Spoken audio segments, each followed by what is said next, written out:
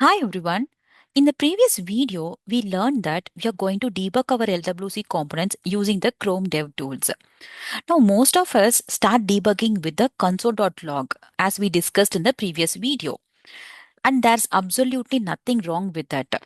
In fact, it's very useful when the issue is really very small and easy to identify.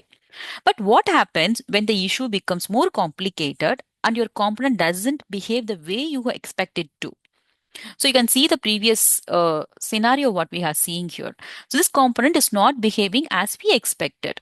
Okay, and it neither does shows any error also, right? So we don't know what is the reason it's not behaving as we expected. So when you don't see any obvious errors and everything just stays silent, that is where we have to debug our code more deeply. And that's where the Chrome developer tools comes into the picture. Okay. Now you may have a question in your mind. We are learning LWC, which is a Salesforce technology, and Chrome Developer Tools is a browser tool, right? So, what is the relationship between these two? Why should we use a browser tool to debug a Salesforce component? If you have these questions in your mind, that's actually a very good question. Okay, let us answer these questions now. Remember that we are going to go back to the basics. So we have learned in the basics of LWC that your LWC component is made up of the standard web technologies like HTML, JS, and CSS. This is what we have learned in the basics, right? Your HTML is going to give the structure to your component. Your JS is going to give the logic to your component, and CSS is going to give the style to the component, right? And these three standard web technologies are friendly with any browser. Okay, so that is why we have learned in the basics of LWC that the Lightning Web components are really lightweight and it's compatible in any environment or browser, right? It's actually a browser friendly technology. Okay, so to understand it more deeper, let us just quickly recap how the Lightning Web components executes. Okay, look at this picture. So when the page loads, okay, so whenever you have a lightning web component, right? So look at this page, you have a lightning web component. Okay, so this page, whenever it loads, what happens is, since this component is made up of the basic standard web technologies like HTML, CSS, and JS, these component files will first download. Okay, where it will be downloaded is, it will be downloaded in your browser. So look at this, this is my Google Chrome browser. Okay, you can see the Google Chrome browser. Okay, so in this only I'm actually looking at my Salesforce itself, right? My org is actually working in this particular browser. Okay, so when I just place my component in my Salesforce page and when it renders, what happens is, if your component is made up of all these three web-based technologies, these files will first download to your browser. Okay, and you all know what are the basics of the role of each and every files, right? So the HTML is going to give the structure, JavaScript is going to control the behavior of your component, the CSS is going to give the styles. These are the basics we have learned. Okay, so what happens is, the JavaScript will start executing its logic. Okay, and the HTML will render and it will be start working, and it also applies the styling. Okay, so what happens next? So when you want to interact, like for example, in our case, we are interacting with this component by clicking this button, right? In our case, we are just clicking the component and we are expecting a modal screen to pop up. Okay, in some cases, we'll be making a request to our Apex, or we'll be doing some kind of network calls we'll be making, right? So in that cases, it will be communicating with the Salesforce. So this is what happens in behind the scenes. Okay, now coming to our point, since the Lightning Web components are made up of browser friendly technologies like HTML, CSS, and JS, so it is really very easy for us to debug these components with the help of the Chrome Dev Tools. Okay, so using the Chrome Dev Tools, we can debug our LWC component. Okay, so this is the reason we are actually moving towards the Chrome Dev Tools for debugging. I hope this explanation might have cleared your doubt why we are going for Chrome Dev Tools. Okay, now let us go back to the browser. Okay, you can just open any browser. Okay, so just open this browser, a plain browser. I'm just right clicking here. Okay, and go to the inspect. You all know how to go to the inspect, right? Just right click and go to the inspector. So you can see here there are a few important things we have to learn from this Chrome developer tools. This is having a rich set of tools to debug our LWC component. Let me just navigate and show to you. Okay. So look at this. You have elements, console, sources, network. These four are going to be the control center for our debugging sessions. Okay. These four are going to act as a control center for our debugging sessions. Okay. Let me give you a one line introduction to each and every feature. Okay, so let us see what is this element first. Okay, you can see there is a element, right? What is this element? Element is used for inspecting your HTML and CSS.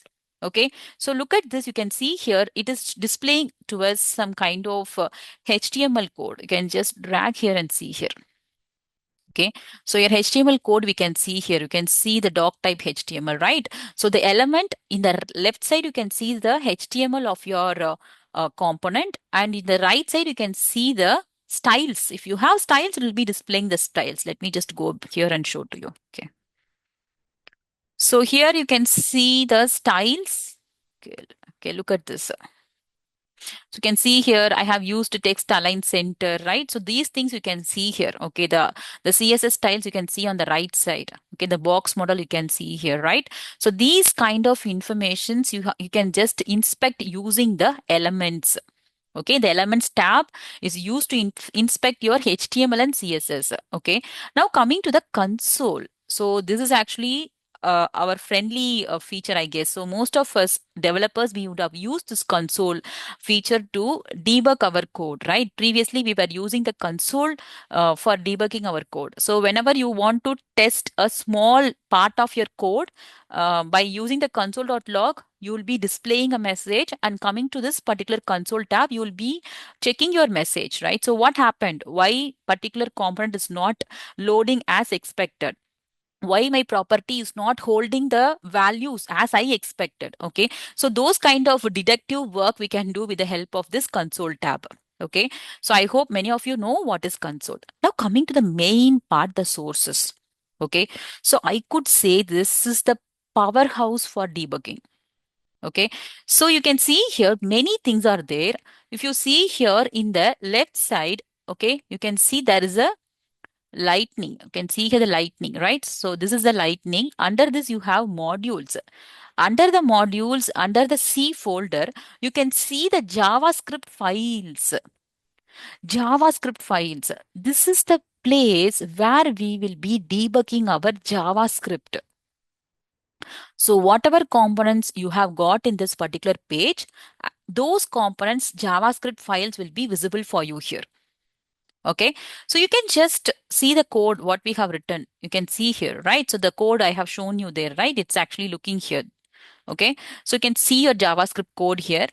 Now we are going to use this set of tools, okay, for debugging our code. I told you in the previous video that sometimes we have to pass the execution of our code and test what are the values of our properties. Okay, to do that, you can see here, I want you to look this side. So this set of part, okay, you can see here, there are many things out there. We're going to discuss about this. Okay, let me just drag this. Okay, so let us first come from the first part. Okay, look at this. So this is actually a very important button. So I told you that in the previous video, we can pass the execution of your JavaScript, which is not possible with the console.log I told you, right? So this is the place we can actually click this button. I'll be showing you how to debug a component using the Chrome developer tools in the next videos. So in this video, I want you to watch and go through the things, important features of the Chrome developer tools. Okay, so this is the place we can actually click the button to pass the script execution. Okay, so you can just line by line, you can actually stop and execute. Okay, so that is this one. And coming to the next important one is watch. Okay, so watch is very important. So I told you, right, we have to use a console.log to check your properties values. Okay, to overcome this challenge, you can pass the execution, and after passing the execution in this particular segment, you can see the variables or the properties values during that particular execution. Okay, say for example, I'm stopping my execution at this point of the code. Okay, at this point of the code, I can check my within range properties value. I can see here in the watch. Okay, so in this space you'll be seeing the values. Once we do a hands on, you will be able to see the values. Okay, so next comes the very important one, breakpoints. Okay, so breakpoint is going to stop the execution. So you have clicked the pass button, but where to stop the execution? You suspect that there is some mistake in this part of the code. You click this and mark it as breakpoint. Okay, so when you just again click on that, the breakpoint will be removed.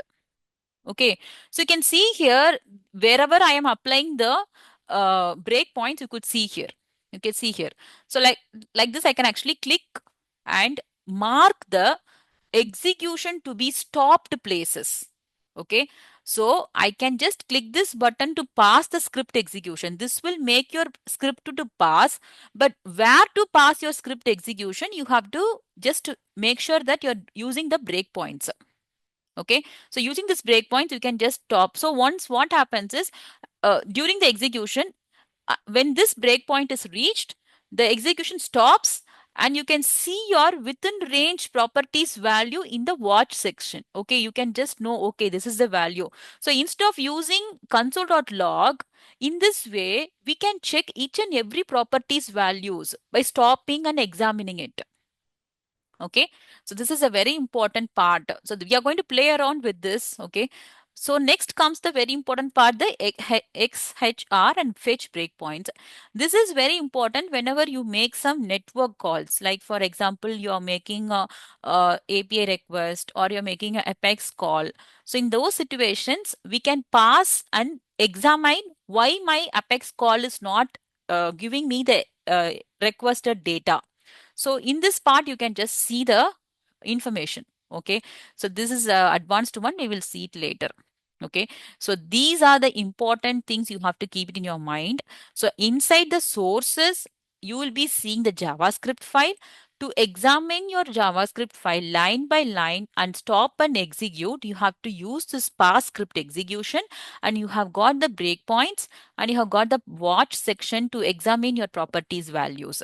So what is breakpoint I told you is when once this line of execution comes, it will stop and it will be showcasing you the properties values in the watch section. Okay, so this is the basic understanding you should have about the Chrome developer tools. Now coming to the fourth one, network. So network, as I told you, whenever you make a Apex call, so whenever you make an Apex call means it is going to go to the server call you're making, right? So sometimes it will not bring you the requested data. Say for example, you're trying to fetch some opportunities. Okay, so you are just querying using the Apex. Once a button is clicked, you want to fetch some opportunity records and show it in your UI. But the UI is not showing up the opportunity records. Okay. In that case, what happened? Why my Apex call is not working fine? You can just examine in this particular network section. Okay. So we will see this in the later part of the videos. Okay. I hope these four tabs you should be very clear in understanding each of the tab for what it is. Okay, so I hope this is clear, right? So that is what I have given you here also. Okay, now coming to the advantages, so you would have seen like how much rich set of tools this Chrome developer tools is giving to us, right? So you can have a clear visibility of your code. Okay, so why my code is not behaving well, why my component is not behaving well, I can clearly have a visibility. Okay, I can just line by line, I can actually examine, scan my entire code and understand why it is not working as I expected. Okay, so that is the reason. And next one it comes is like you are having a more accurate debugging info. right? You're going to have a very, very clear, accurate in debugging info. So you'll be having the properties values at each breakpoint. You'll be seeing your properties values. What are those values? Instead of using multiple console.log, you'll be able to achieve this. Okay. So the last one is, what is the last one is? So easier inspection of components. Okay, so that is the last point. So as you have seen, because of the rich set of tools, it is really easier for you to inspect your components. Okay, so that is why we are going to debug our Lightning Web components using the Chrome developer tools. Okay, so I hope this video would have given you the clarity about why we are debugging the Salesforce Lightning Web components using the Chrome developer tools. And we have also seen a walkthrough of the tools inside the Chrome to help us in debugging our components. Okay, the next video is really important because we are going to do some prerequisites before debugging our components. So we have to do some kind of prerequisites in our Salesforce org in order to debug our components using the Chrome developer tools. Okay, so that is what we are going to do. The next video is going to be configurations. Okay, so we will meet in the next video. You can provide your feedback regarding this particular video by scanning this QR code. Thank you.